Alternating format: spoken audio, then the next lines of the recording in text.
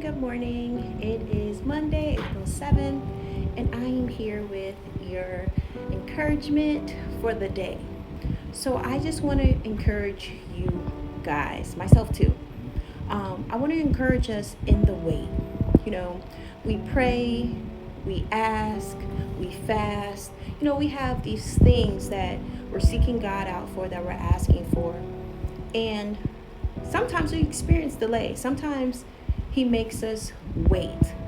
But I want to encourage you and let you know that one day you're going to see exactly why God made you wait. It could be a variety of reasons. It could just be out of season. It could be the wrong person. You may not be ready. You may think you're ready, but you could really not be ready. I remember in past seasons where I just knew I was ready to be a wife. And now that I'm a wife, I'm like, God, you knew better. I wasn't ready.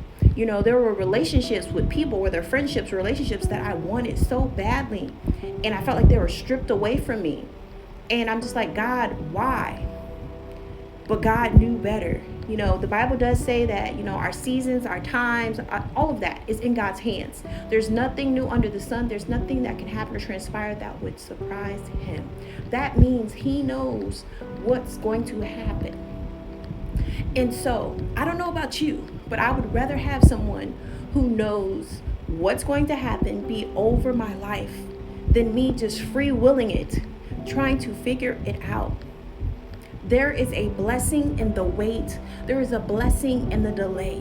While we're waiting, while we're delayed, that is the time to work on ourselves, to really seek God and ask, well, is there something in me that's deficient that you need to work on? Is there something that's missing? To get clarity as to why you're still in the wait, what's happening. Because God's an intentional God and He's very strategic. And so if God is making us wait, if we're delayed, there's a reason. Seek out the reason instead of being mad, upset, frustrated, those easy emotions to grab a hold of and attach to. Get clarity, get understanding so you can see what you need to be doing, what you need to be working on, so that you can get to that desired whatever that may be. So I want to encourage you today not to be moved by your emotions, but be moved by wisdom and knowledge that you can only get by seeking God and asking Him for clarity, for understanding and wisdom in those things that you are asking for. Because there's nothing worse than getting what you want out of season and not being prepared or being able to sustain it. And as always, your mental health matters, and you're not